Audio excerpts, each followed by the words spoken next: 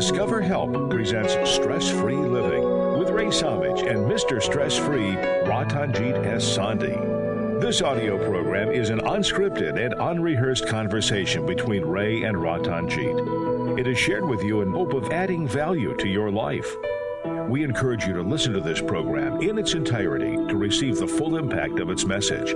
Sit back, relax, open your heart, mind, and soul to this edition of Stress-Free Living. To welcome you to Stress-Free Living. Thank you so much for being with us today. I'm Ray Samich, and I would like to introduce all of you to my longtime radio colleague, co-host, my dear friend and spiritual brother, Ratanjit Sandhi. Ratanjit, how are you today? Wonderful, Ray. How are you? Excellent, thank you. Always better with you and with surrounded by so many of our friends. This is just such an amazing opportunity to share time together with people who are not only listening on the radio, the internet, however we are coming to you, but also our live Zoom audience that we have every week joining us from all around the world. Today we have people in England and Poland and India. It is just so wonderful and across the United States, Portugal. It's amazing how we are able to bring the world together here for a brief hour every week. So please do consider joining us. And if you'd like to be a part of that, check out our YouTube channel, Stress Free Living Radio on YouTube. And it has the link there so you can join us. And we will need to know who you are, but then we will welcome you to be part of our program. Ratanjit, today's topic is one that was suggested by one of our Zoom regular guests, and it was about visualization. And of all of the topics that you and I have discussed for 30 years, crazy 30 years almost doing this, we've never done a show on visualization. And I thought that was a great idea because it is important to a lot of people. A lot of people are using it. Is it a trick? Is it real? Is it spiritual? Is it physical? Is it mental? What is exactly your take on visualization? All of us use that without knowing. When we want to, our whole system, your mind, your soul, your intelligence, all that is convinced by an idea or a destination or something which you want to achieve. And when it gets the blessing of your soul, it converts into a determination. And you decide this is where you are going. And once that determination happens, your whole system gravitates towards that, and you start visualizing. Think of an athlete who is winning the gold medal. Basically, they are not hopeful for winning the gold medal. They have determination to win the gold medal. And once they have decided that's where they want to go, every living moment of their life, they go through that drill of every step of achieving that. And whoever is able to have more concentration on that visualization ends up winning the gold medal. So we did a show last week on hope, and it seems that hope says, okay, this is possible. Okay, in the hour of desperation, in the hour of depression and despondency, I believe that this is possible. So there's hope. Determination seems to take that hope and grab it and say, okay, you can do this now. Okay, it's no longer a possibility. It's a definite thing that I am going to accomplish. It takes it to the next level. But does it take from their visualization to actually make that determination happen? Do you need that step? Is that something that is, or does it just make it easier if you have it? You know, fundamentally, hope, we have hope for things, they are not possible many times. We are hopeful. And hope is, what I'm going to say is going to startle you. Hope is carried by losers, and determination is carried by winners. That's the difference. Leaders give you hope, but they don't have any hope. They have determination. And that's hope is the opium of the masses. Wow. Hope is our wishful thinking converted into hope. Well, I'm hopeful for this to happen. And it's pseudo positivity. It's not the real positivity. Because that time, and once you have determination, there are so many people who want to become rich. They're hopeful to one day they will become rich. And once, instead of becoming rich, you understand the path to richness is when you begin to add value, when you have something which everybody needs, when you have something which can make a difference. And when you go on that path and you have an idea which can make a difference, and you are totally committed to that idea, and you have determination to convert that idea into a business, that is not hope. That is determination. And determination is always coupled with steps to reach there. Hope is not. Hope, basically, you are wishful thinking. You are not, you can convert your hope into determination. But if you only have hope, it amounts to nothing. So we did the whole show on hope, and you didn't share this thought process. So we have to take a time out from the visualization talk, which we're going to get back to for sure. But we've got to talk about this new angle of hope, because hope has always been talked about as a positive thing, as a good thing. I mean, if you're depressed and discouraged, then hope is your way out of it. Hope is your belief that it's going to get better. It's So pseudo positivism. It's temporarily give you, it's like taking, if you have a headache, you take aspirin. So temporarily it relieves you, but it is not the cure. okay, but it is better than not having hope, right? Or I mean, seriously, I mean, is that because your words are pretty strong there in terms of saying hope is for losers. So I mean, don't you have to have hope before you can have determination? Don't you have to at least take that first step from being, I mean, I'm going to be very visual here, talking about visualization, but I mean, the person that's just, laying around their house all day long, doesn't get out of bed, or laying on the street, and they have no hope, they have no future life in their mind that they can accomplish. Isn't hope the first step from escalating from where they're at to put them on their feet so that they can go somewhere? Hope can become a catalyst to determination. But if you stay only at hope, it does nothing. All right, that I believe in. That is, I can certainly think that that's a true statement. Because if the hope, and you said it, you sometimes, I said that it makes things possible. And you kind of corrected me, and I don't disagree.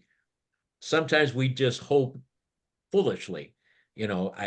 Somebody who is seriously ill, I mean, they know that they're going to be dying, but they say, I hope I get better. Well, you sometimes, like we talked about last week, you have to accept the things that you can change and move on from there. So You know, sometimes hope is silly. It yeah, it it doesn't. hope can show you a pathway. But if you only many times it can show you a pathway, but you have to travel on that pathway. Yes, And to yes, travel on the pathway, you have to have determination because there are going to be hurdles yes. on any pathway. And So, hope has no hurdle. Hope basically is a uh, artificial wishful thinking. okay, okay. It's going right to the result that I'm hopeful for without realizing that there are going to be hurdles to overcome. And even if I run into a hurdle, I'm hopeful that I'll overcome the hurdle. But again, sometimes it's just foolish hope because there's no way of getting there without doing the hard work, right? Which comes from determination. So let's talk Determination about does, that. determination does not accept failure. It converts failure into drawbacks, setbacks, temporary setbacks. And, and that is the difference. You are completely convinced that you are going to reach there. Now, there's fundamentally that's why you are an entrepreneur. So when you start a new idea and you basically gather information and all that thing, and suddenly when you want to convince others to finance that idea, you are greatly disappointed, but you never give up. So ultimately, you find a solution. And Right. solution is found, the nature, the universal force, almost it's like tests you how much you want. So initial Badly do failures you want it? are, How badly do you want it? Is that yeah, what you how mean? badly you want Yeah. it. So Okay. initial failures are the test. If you give up on those, you never reach success. So anytime when I start a project, when I confront failures, I'm encouraged. So it's going on the right path. So how do we accomplish that huge jump from being hopeful to being determined? What's the difference is it all in a mindset that okay, I'm it no matter what, I'm going to accomplish this. I won't accept failure. I'm going to finish this. Is it talking our brain into that mode of not settling for less? Yeah, there are many reasons. If you remain in human body mode, we have talked about, your fear is going to compel you, your greed is going to compel you, you want to be famous, your ego is going to compel you, your insecurity is going to compel you. So they will force you to do something, and you will. That determination is not as locked because it's not a commitment for holistic you. Your soul is not engaged in that. Soul, your power, which enlivens you, is not engaged in fear, greed, ego oriented goals. And if the ultimate goal ever becomes making a difference, adding value to others, your soul is going to get engaged. you have increased your chances of success. That is what happened to me. When I started my business, I was in the human body mode. And in spite of my working 18 hours a day, 7 days a week for continuous 8 years, I end up facing bankruptcy. And it is then I realize my teaching as a childhood of oneness by my mother and all those. And eventually, when I remodeled my business in oneness model of focusing on adding the highest value in everything I do to others, it became very successful. So you automatically your success rate increases. Otherwise, you are going to constantly go on roller coaster. You will have successes, you will fail. You will have successes, you will fail. You will not have consistent success, long-lasting success, sustainable success until it is directed to make a difference, to add value. I do believe that, absolutely, and I can see how that is the right path. But there have been a tremendous number of very successful people who have walked the earth over the years, over the generations, in business and political leaders, powerful people that probably were not in tune with adding the highest value on a oneness scale.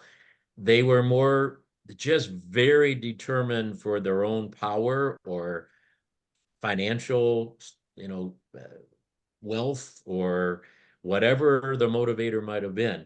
I mean, it is possible, isn't it? And I'm not advocating it, but it is possible to be very determined and to attain success still just on that. I mean, it isn't the only path, isn't it? Or am I wrong? I did achieve success before that, and it is normal business practice to fight for or file for Chapter 11. Right. Many people who are successful, we call them successful, many times they end up filing for Chapter 11 and they restart and reconsider. That's exactly what happens. So all those things, we call them successful. But many of those lose their marriages, their loved ones, their sanity, their health. All those are as a result of not focusing on adding value. We call it success, but Yeah. that's not the No. real success. When you and you're right, and more today than ever, those stories come out behind the celebrities, behind the superstars in whatever field, that they've had serious problems with their home life, with with the law, with the finances, whatever it is. And so when you look really at the inside story, you say, boy, they were successes, but boy, they sure went through an awful lot to get there. And maybe a lot of them, do crazy, tragic things, commit suicide, and then they end up, alone and in poverty and everything else. So I guess so you used the word sustained a couple of times.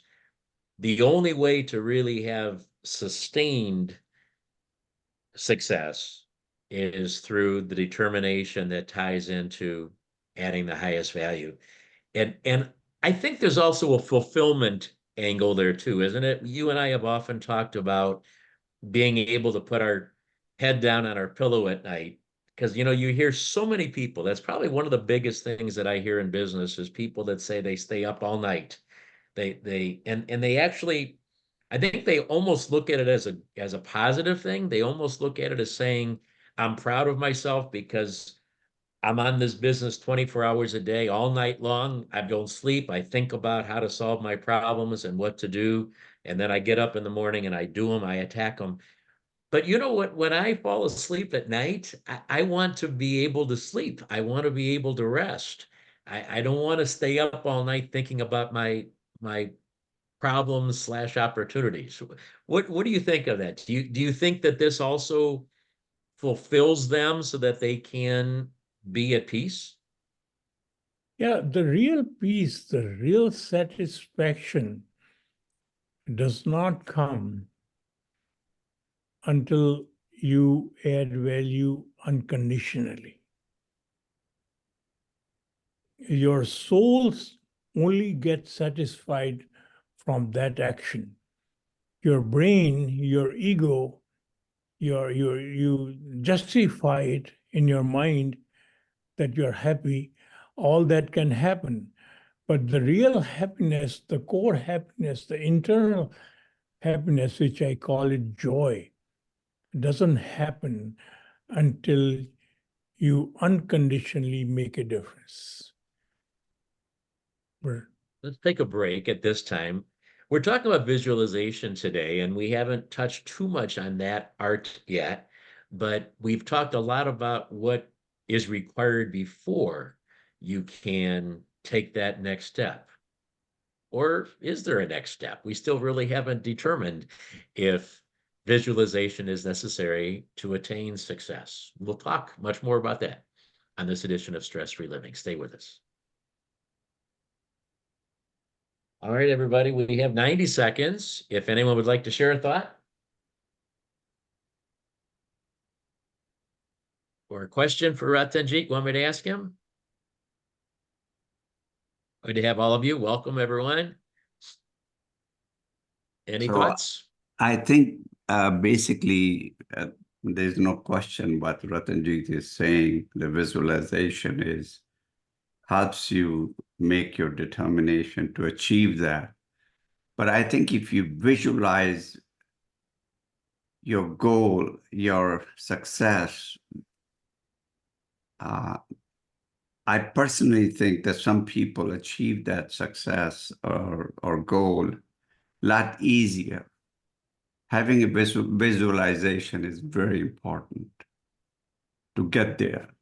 If you don't visualize every day, I'm not sure that the success is guaranteed. That's my personal experience. Having visualization is extremely important, just like he's pointing out. And just having a hope is worthless, really.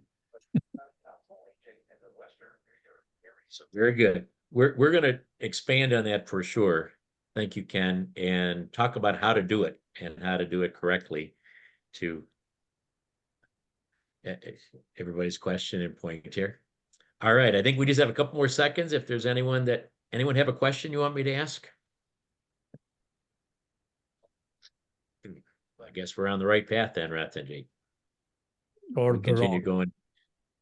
What's that? Or the wrong path. Or the wrong path. We've got everybody confused. That's possible. Yeah. Usually it's just me. All right, let's see. Okay, we're coming back. Welcome back to Stress Free Living. Ratanjit Sandhi and yours truly, Ray Samich, with you today, talking about visualization. And it just occurred to me for a moment, Ratanjit, that people might say, what does this have to do with stress-free living? Why are we talking about visualization? That's something that's supposed to give you success and it's supposed to reap benefits in your life and accomplishments. Why would you say, we always talk about, you give a great example of the car that is designed to go forward, but it does have a reverse option.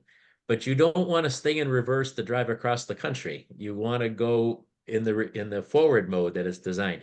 Do you think that something like visualization is intended to give us a happier less stress-filled life if we're able to figure out how to use that? Visualization also clarified the path in your mind. You go through every step. These are the steps you are going to take.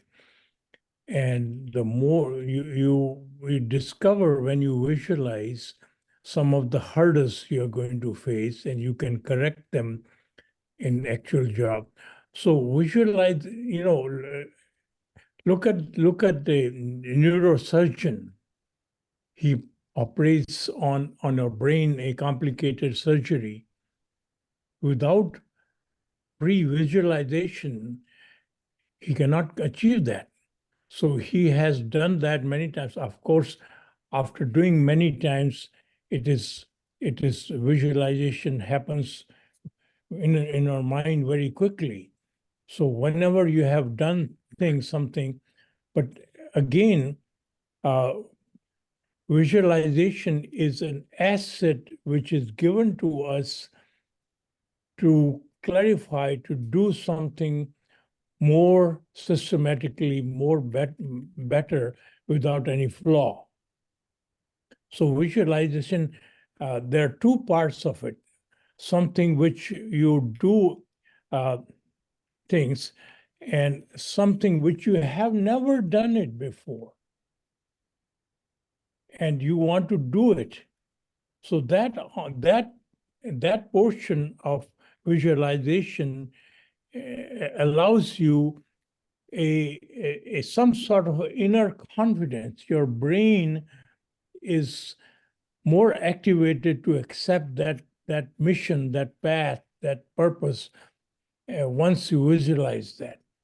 And once your power, which is enlivening you, your soul, gets engaged in the visualization, in the final purpose of that visualization, the goal of that visualization, it gets blessing from so-called God, because the divine power present within you has the ultimate power. And that power is, once it gets engaged, you have much higher chances of achieving success. Right? So I want to break down the next discussion into two parts. I want to talk about visualizing things that we are familiar with, okay? I have mentioned a gentleman named Roy H. Williams before. He's a very well-known marketer and a writer of many books and a speaker. And he has studied the brain relative to how to actually get people to do certain things, because he's in marketing and advertising. And so I've studied him. I've attended many of his sessions and read his books. And he often talks about that you have to see it before you can believe you can do it. And so I want to talk about that first. The things that we have seen around us. Let's take one of the famous people who's done visualization. Everybody talks about him, Muhammad Ali. He actually visualized himself knocking out all of the great boxers of all time, and visualize himself punching them in the ring and knocking them out. And that was part of his journey. And when he said, I'm the greatest, that was all part of that thinking that he could beat anybody at any time in the ring. And he did. I mean, he went far beyond his physical abilities to become the greatest, or at least one of the greatest of all time. My point is that visualization to me seems more achievable than the part I want to talk about later in the show, which is how do you achieve things that you can't even grasp. You've never been in the ring, you've never been in a boxing ring, and yet you want to be able to do that, for an abstract example. But let's first of all talk about things that we know. We see ourselves in business, or we see ourselves with a family, or we see ourselves in a job path.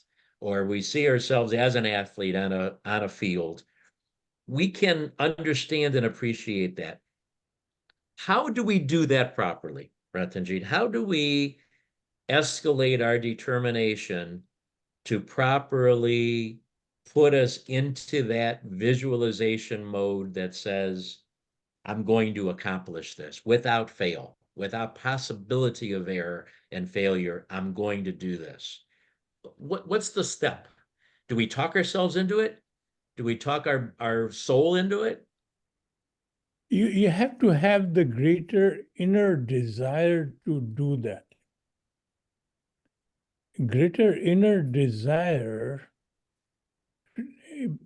can be catalyzed by your fear, greed, and ego, or we can be catalyzed by the empathy, the pain and suffering you feel for others, or can be catalyzed by making the world better, or adding the value, or making a difference. So the first part, when you are incentivized by fear, greed, and ego, yes, it will take you further than not having that. But incentive to stay on the path is not as strong. And you will go on roller coaster of failure and successes. Whereas when the incentive is basically catalyzed by your empathy, making a difference, love, kindness, and making something better for everyone, that catalyst is much stronger. And it also engages the force which enlivens you. It engages the power of the universe. And many times, when your path is not clear, but your mission is clear, after you get on the path, it automatically leads you to the right destination. Because your ultimate mission, ultimate objective is endorsed by the power within you. Right? So the word focus, I think, comes into play here. And everybody knows, any successful business person has always said, I didn't attain success until I learned how to focus. And I eliminated the fact that I was trying to do 20 things and I just focused on one. So is the focus, after what you've just said, is the focus on the result, or is the focus on getting myself on the right path? And by that, I mean the right path says for the right reasons. And because it seems like, from what you just said, the result is only attainable if I'm on the right path to get there. And by getting on the right path, that might show me a whole different way of achieving that result than I originally intended. So should my focus be on suddenly saying, asking myself, forget that destination for a moment. How do I add the highest value from where I'm at in my life? And with who I am and what I've learned and what I've experienced and how I was created and the skill sets that I have developed and all these things, how do I add the highest value? Do I almost have to disregard my destination for a moment and put myself back into a journey that maybe doesn't have a destination yet? When Mahatma Gandhi realized his real purpose of life in Africa and migrated to India to free India from the British Empire, he did not have the path because it was never done before. So he could not focus on the path itself. But he knew what was right because he got in touch with the real soul.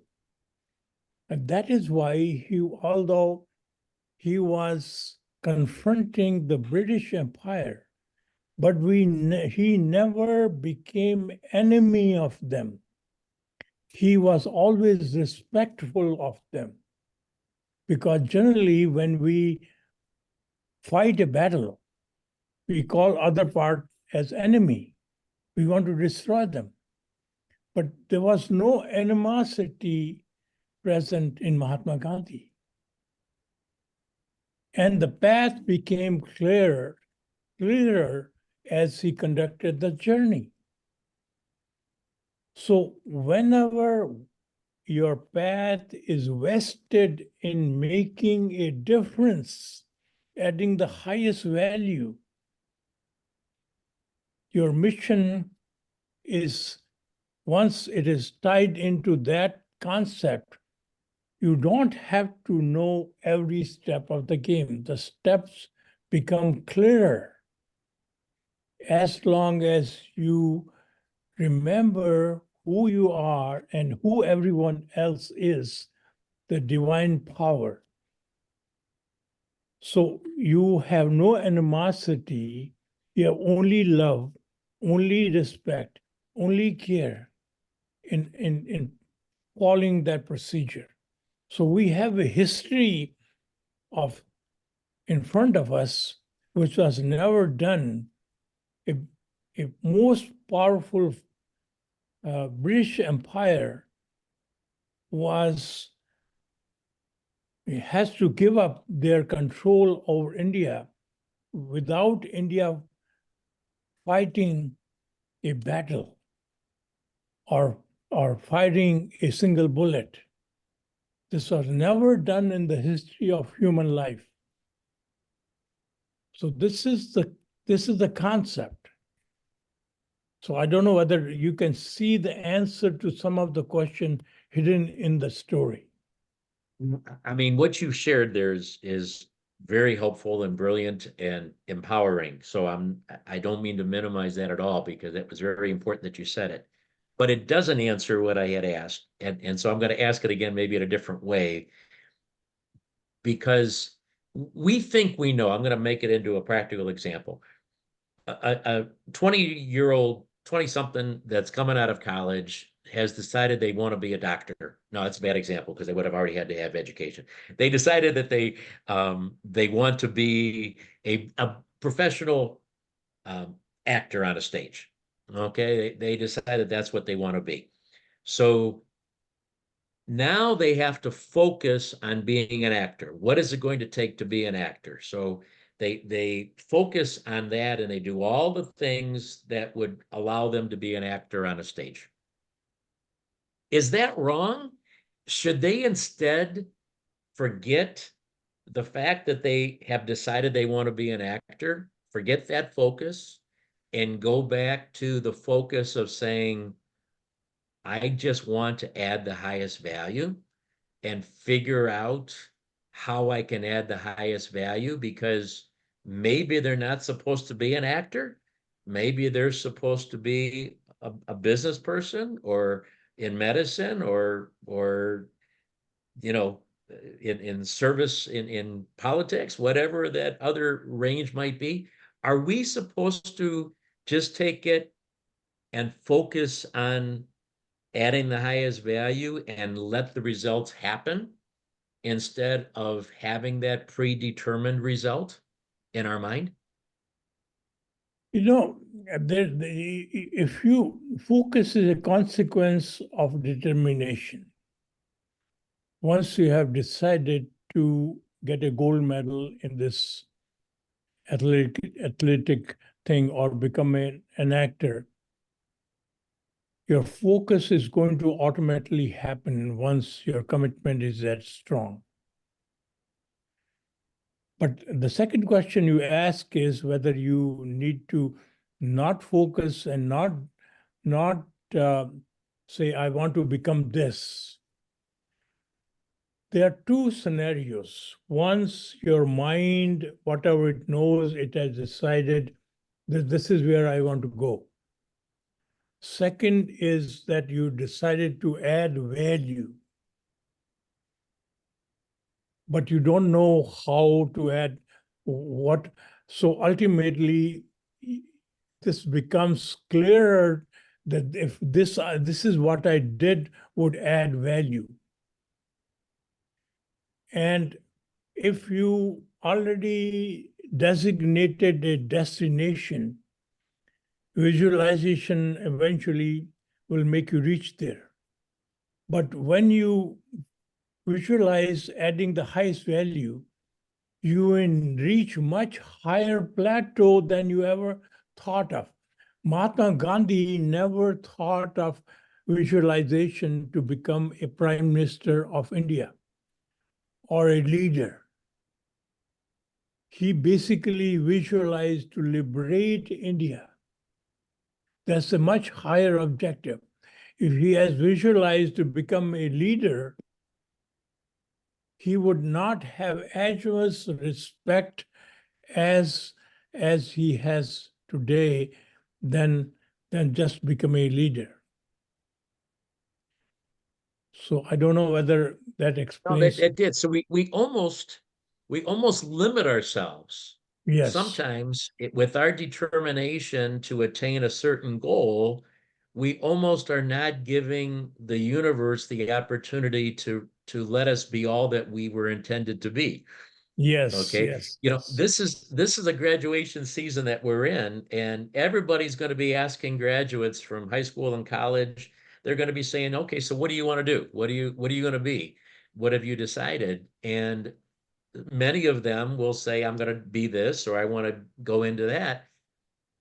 The answer, and I know it sounds, you know, unorthodox at best, they should be saying, I don't know yet, but all I want to do is I want to add the highest value.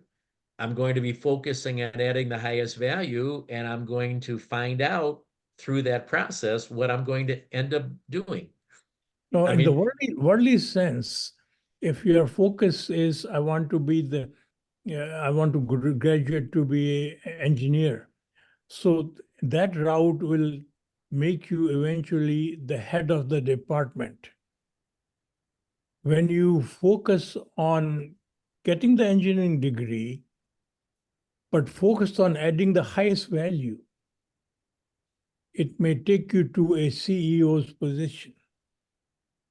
That is the difference.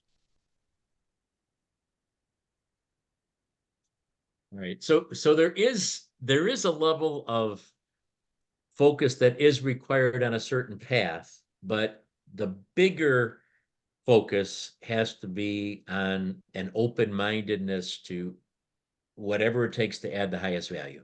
Your focus And should be always to enhance your capability to add the highest value. so you're a polychemist, okay? That was your career, but obviously you did much more than work in a laboratory your entire life, right? And you know, I don't know what what I was supposed to be. I've been in so many different businesses, but I've enjoyed the variation of doing a lot of different things in the process. In a way, I kind of think that the traditional mode of education almost pigeonholes us and again limits us to really be all that we can be. If we, I don't want to minimize being an engineer or a scientist or a doctor or a lawyer. I don't want to minimize that, but it's like if you've just chosen that and that's your end destination, maybe there could have been so much more that you could have done than accomplish that level. We're going to continue this conversation. The show is going so quickly today, and we still want to talk about how to do it, and then I want to add that creative element before we leave here today. Is there creativity needed in this process, or does that just happen because it's supposed to? This is Stress Free Living. We'll be right back. All right, everybody, your turn. I have a question. Yes. This Hey, Rick. is a topic. Hi, guys. I mean, I really agree, Ray, with what you were saying. Like, I think we limit ourselves when we try to, visualize where we're meant to go or what we're supposed to do.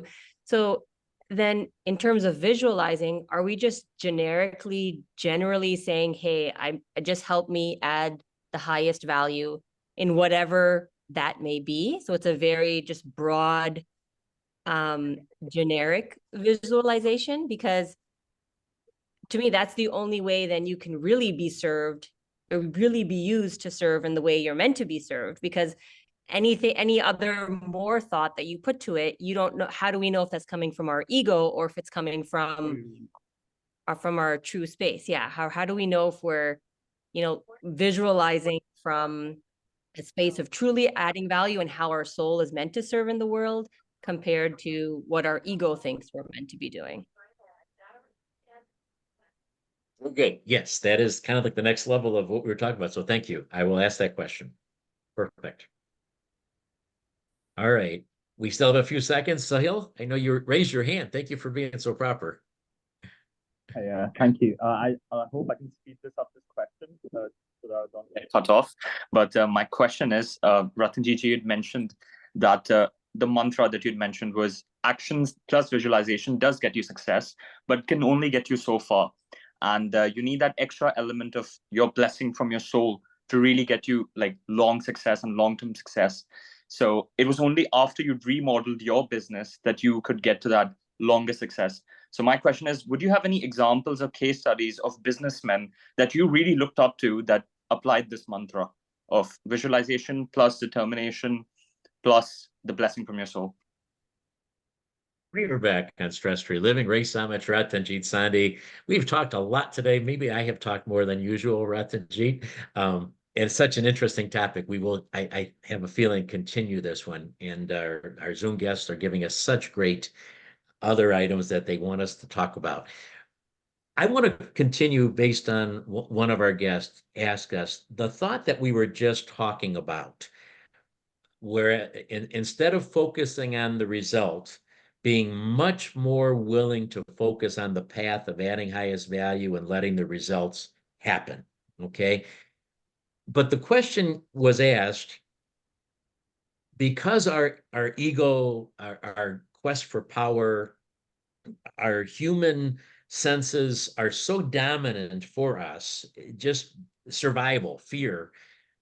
How do we know what's really leading us? How do we know that our intended career path and even our perception of adding the highest value isn't tainted by what we are viewing through the lens of our humanness, our humanity? How do we keep the ego and the greed and the fear out of this process? You basically, once you discover, it's a long process of continuously making yourself a habit of thinking in oneness. So until you develop that habit of thinking in oneness, your old habit is going to dominate, which is thinking in fear, greed, and ego. So we don't live by the knowledge, we live by our habits. So as mentioned many times before, you cultivate a habit by repeating something 30, 40 times or for a lifetime, and do this exercise in the morning of looking into your eyes and realizing who you are and buying and living that paradigm during the day. So that is one part. Second is then when you are adding value, you are living not by the hour, by the minute, or by the moment only. You can only add value in the present. And your mind is constantly looking for opportunities to add value. That is basically, you have become your obsession. This is who you are. So to add value, you have to have the tools to add value. So one side, your mind is focused on looking for opportunities to add value. The other side, mind is gathering the tools of knowledge and skills continuously. So I would give an example of this gentleman who started Priceline, Jeff Hoffman. And one of the things which was his principle was every day he's going to read on something which is totally unknown to him, something new he would learn. And in the process, it would give him a new idea to add value through business. So he started many successful businesses, and he is still doing that. So instead of just becoming a CEO of one company, he's spinning these corporations and having somebody run it. And as long as he's able to start this idea with an idea of adding value through the product or services, through new orientations, he's accomplishing that role of adding highest value to the society. And in doing so, he's constantly learning. The new ideas come from this new learning. So in order for us to get on the path of adding the highest value, you had to first thing, park yourself in this mindset of oneness by doing this exercise every morning. Second thing is you become a student for life and learning new things, and this will always give you new ideas to add values, because your purpose is to add the highest value. And all those other things, money, glory, fame, would follow you. Instead of you chasing them, they'll chase you, as long as you focus on adding the highest value. Right? I love everything you've just said and the depth of it. I'd like to add, because we only have a minute here left. I'd like to add one other practical idea, and bounce it off you and see if you think it works. In broadcasting, I would tell all the young people, record themselves, video record of themselves speaking, and then put it away. Not, if you look at it right after you do it, our humanity says, oh, that's pretty good. I actually did pretty well with it. And then they forget it. But I say it's a time test. Put it away for a few days or for a week, and then revisit it a week later and watch yourself. And you'll realize how flawed you are and how much better you need to get. I think the same thing is true with our decisions that we make in life. If we make a decision, our brain is going to keep telling us, yes, this is a good reason, it's a good reason. But come back in a week and revisit that plan, and come back a couple weeks later and revisit the plan. I think our conscience inside will come back and tell us, is that really right? Okay, does that really make sense? Is that really what you should be doing? I think the time test is true for a lot of things in life. In the moment, we make a decision, but when we come back later and revisit it, I think a lot of times the truth will come through. Do you think there's any wisdom to that plan? Sure, because when you're looking at something which you have created, the neutral eyes, Your judgment is very neutral. Yeah. We need to continue this. We didn't finish so many aspects of visualization that were in our plan, but hopefully it's still added value to your life, what we've done today. We'll come back next week, Ratanjit, with some more examples too, which people have asked for, some real examples of how visualization has helped them in their life. And if you have any thoughts on this topic, please do send them in to us. Let us know. Send us your messages so we can cover those in our next week's show. Ratanjit, thank you for sharing so much of yourself with all of us. And thank you for joining us, however it may be. Remember, we're all playing the same game. Have a great day.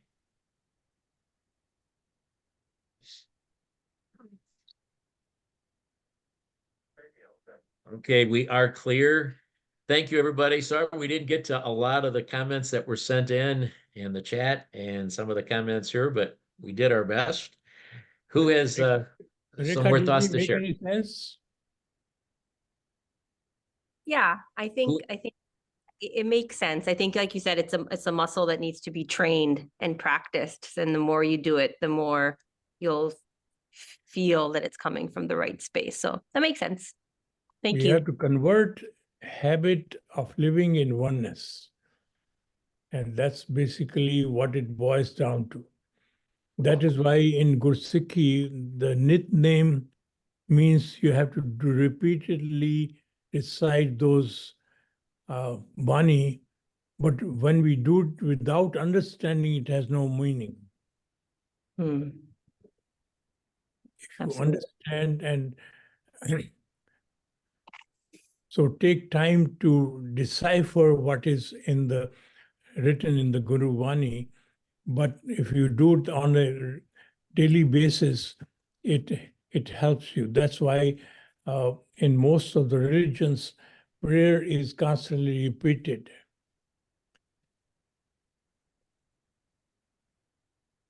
Makes sense. Thank you. I think if I can share, Ray, Please. one really, I came late to the conversation, but I just wanted to share one thing I did take away was when Ratanjit ji was talking about the catalyst and the catalyst, because if we're talking visualization, then it's about visualizing something that you want to achieve, and how and I think the intensity behind that focus is really what will help you achieve that whatever you're trying to visualize. And my fear, and I've tried visualization and it works. I can say it works. My fear of not wanting to do it is the being aware of the law of duality as well, right? Because yes, you can achieve this and you can visualize it and manifest it, but what else are we manifesting on the dual aspect of that thing? We don't know. And so that was always been my fear, and that's why I try not to get involved and do visualization, because I don't know what the dual aspect of whatever I'm visualizing. So that's been a fear. But when Ratanjit ji was talking about the catalyst, and it can be fear, greed, and I think there was a third one I forgot. Ego. Was it ego? Yes. Right. And I think I got a lot of clarity when he said that, because yes, if the intention, because I guess the catalyst is kind of like, I can equate that to intention, and if the intention or the catalyst is out of a lower level, a lower frequency, then we're in that sort of then we kind of are subject to that law of duality. But if we set our intention out of that, like how do we add value and that oneness, and out of sincere, if it's sincere, then we sort of elevate ourselves out of that that lower level. And I think then if we get that blessing, for example, that what Sahil was saying, then I think we're out of that. I think then the universe takes care of everything from that point. I don't know, that's sort of what I took from this, and it gave me a little bit of clarity. Maybe I don't know, maybe you can comment on that, Ratan. You But- know, if you are a 7-year-old child, and if you give him, ask him what do you want, so that child, based on the knowledge, he's going to or she's going to ask only toys or something which he can play with or something which he wants. It's the parent who really know what is best for him. So in our life, regardless of our age, we only remains limited knowledge. We remain as a child. And whenever we visualize based on our egoic, fear-based, greed-based needs, yes, we can achieve it. That's all we are going to get. When we focus on adding value, and the bigger parent, the universal force, will always know where our talents and where our uniqueness is going to fit and add value. And fundamentally, we also have to realize that our education system or society, based on something they call equality. We are not created equal. Nature in its wisdom has never ever duplicated anything. Even the leaf of the same tree is different. It has never duplicated the same tree ever. One forest is different than others. We are 8 billion people, have different eyes and different fingerprints and different structure. So we are created by the universe, unique masterpieces. And we are going to add value in our own ways, each one. So our school or colleges treat us, our society treat us as equal. They give us the same education, the same, sit down in the same classroom.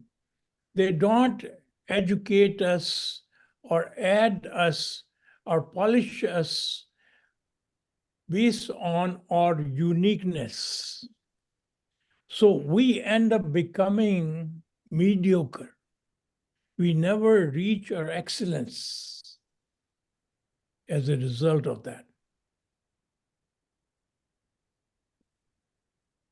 I think we touched on that today. It's because if we think we know what our result is, then we automatically are putting an end at the end of our race that the universe didn't intend to put there. We think that we've achieved it. If we want to be a lawyer our whole life and we become a lawyer, it's like, okay, we've fulfilled our purpose. We don't know that we were created. Our masterpiece was way beyond that. And it seems like, when we let our brain take control, maybe it's getting us to a point, but it's not getting us to where we should have been. There's I another never thing. really thought about that till today. When you add value, as only one person, you can only add so much value. You have to assemble a team to add the highest value. Because if your ego only allows you to take control and not become inclusive of team members, if you take a CEO of a corporation, head of department of marketing knows more about marketing, head of department of finance knows more about finance, head of department of research more about research. In a sense, the CEO of that company is the dumbest individual in that company based on all. But why he or she is a CEO? Because he has a vision to add value, to combine all these resources and uniquely think of a product or service which can add value. And that is the reason that organization becomes successful.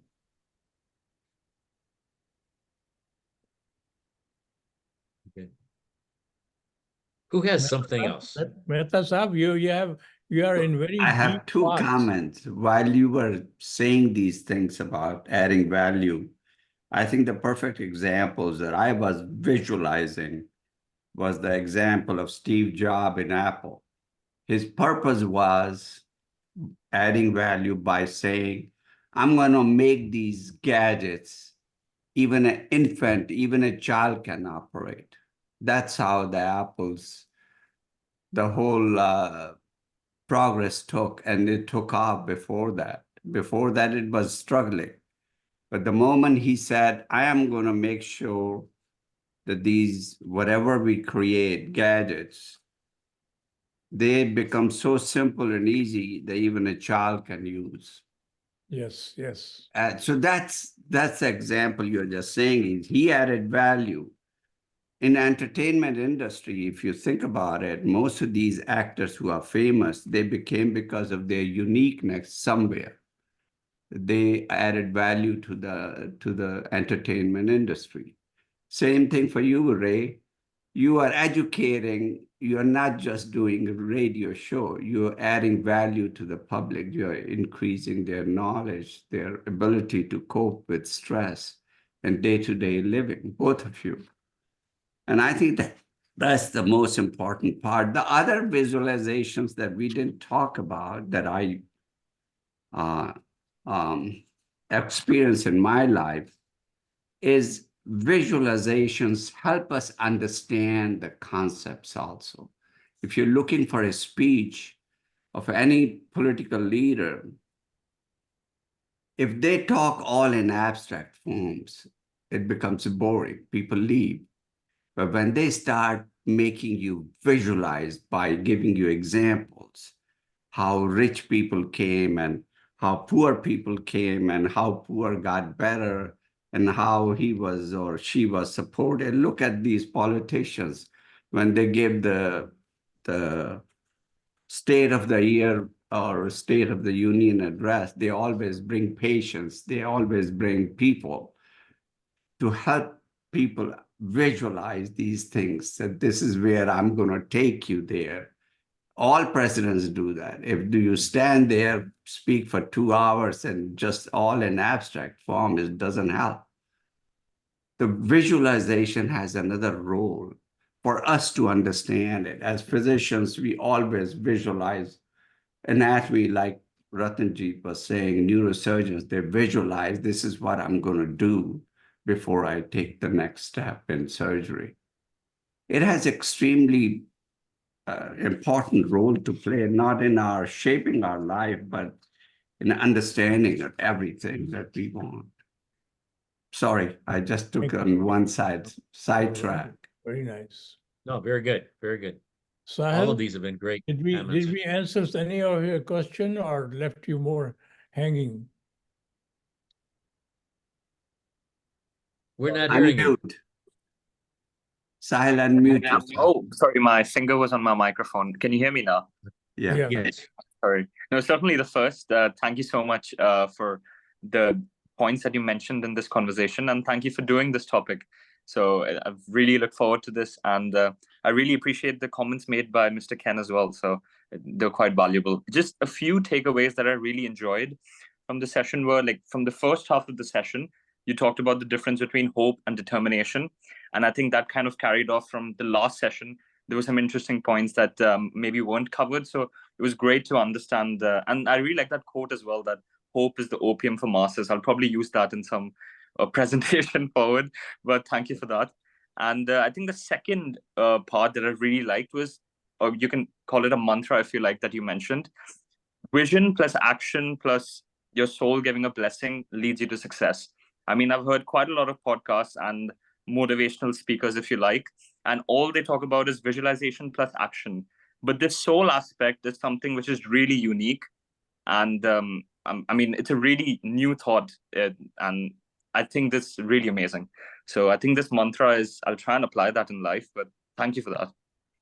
Thank you. Can you read that mantra again? What were the words? Visualization plus action plus blessings from your soul. So yeah, is equal to success. You know what? I mean, we just said it, but I didn't pick it up. So thank you. Thanks for reiterating that. No, I think Ratanjit just drops a few gems here and there, but if you like sum it up together, it comes up to a nice equation. So I'll take it. You Very can nice. Thank you. revisit the program once Ray posts that's on YouTube. Yes, I'm almost caught up. I put 6 up there this past week, and I'll get the last week's and today's up there tomorrow. Those stress-free radio podcast. Google that and you will have YouTube. that. Yeah, YouTube on YouTube. Got it. Anybody else have Hi, any thoughts Yogesh. yet today? Welcome. You are late, but just welcome. Oh, thank you. Thank you. We haven't seen you in a long time. Yes. The weekends were taken away because of some family issues. Nevertheless, this is a very interesting topic, and I guess all the stalwarts of parapsychology people talk on this aspect, visualization and accomplishment and all that. I think the most controversial book was The Secret. That has this basis of this topic, I guess. And also, I remember having read a book, The Power of the Subconscious Mind by Joseph Murphy. Yes. And I think it works when you are genuinely involved, but sometimes it doesn't work also. So visualization, I think, has twofold aspect. How much keen one is to adopt the change, that matters, I guess. Well, I have not heard the other conversation If you from have your the side. blessing of your soul, then only it works. Blessing the soul, the power which enlivens you basically has to bless it. And I see. otherwise it remains driven by your fear, greed, and ego, your insecurities. Yes. But how to invoke the blessings when you desperately want a change in life and the change is not coming? That's, I guess, a bigger question. And No, you have to have the habit of living in oneness. okay. You have the habit of living in fear, greed, and ego. You live in the body. Jogesh, I'll have this show up there this weekend. Okay, I urge you to go back and watch it at your leisure, and then we're going to continue part 2 of this next Saturday. Okay, because there is much more to talk about visualization, including some other examples. So he'll really want some. So we're going to come up with a couple other examples of success stories for people that have been able to use it. But that does start, by the way, with athletes. If you check, and I'm sure you've checked that already, but Jack Nicklaus, who's proclaimed to be one of the best golfers of all time, Tiger Woods, before he got injured and had his other issues. But both of those two said that they saw every shot before they hit it. And that was especially true with athletes. We haven't heard from Liz. Liz, are you there? Can you unmute yes. yourself? I am here. No, this was beautiful. I love this, and I had a lot of thoughts during the show because I have also studied, The Secret, Joseph Murphy, Power of the Subconscious Mind. And I guess when I think of, I'm coming from the Christian perspective where my prayer life is really coveted in my morning. And I think of how I want to pray differently because I do really have goals where I really want to make a difference and feel called to do certain things. But I do, connecting to last week's conversation about gratitude, I do thank God in advance for my future that I know is going to work out beautifully. But now I kind of see my conversation with God being more thank you for guiding me to add the highest value. And how knowing and I guess when I think of visualization now, it's more abstract of knowing that that direction will unfold, as opposed to maybe having a dream board where I want to achieve X amount of whatever, and it's on this like dream board, which is kind of what some people in the space of law of attraction talk about when they talk about visualization. So let me know if I'm understanding these takeaways correctly with trying to make these adjustments. Yes, yes. Ray? No, you are. I mean, I think that was my biggest takeaway today was I've always thought the focus on the end result was the key, that unless you really saw that end result, you wouldn't get it. You needed the determination, you needed the focus, and then you could obtain it. But it's dawned on me today more than ever that what we perceive as being that end result may not be our destiny, may not have been intended as our destiny at all. And yet, whether it's because of ego or greed, or whether it's because of a lack of data, a lack of knowledge, a lack of awareness, whatever it is, we probably are limiting ourselves to put that destination in front of us and think that that's our end result. We could be so much more. Or maybe it's not more, maybe it's just different, that would bring us peace and fulfillment and fulfill our purpose. So that's my takeaway today, that I always knew the journey was important, to pay attention on the journey. I didn't realize that the journey could actually give us an end result that is intended for us uniquely in our masterpiece. I love that. I love what Ratanjit has said over the last few shows, that we're not created equally. We're created uniquely, or we're each created to be a unique masterpiece. I think there is so much wisdom to those words, and in our quest to be equal, we're losing the fact that we are unique masterpieces.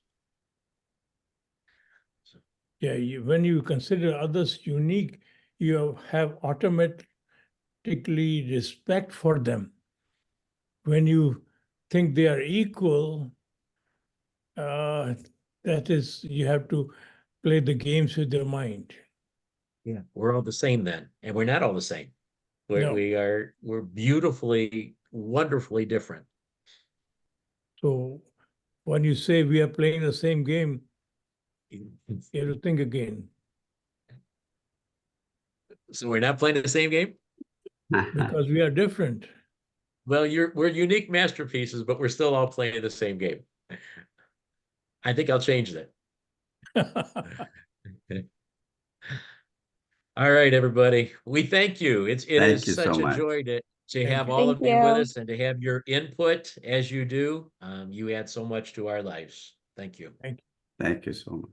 Hopefully see you all next week.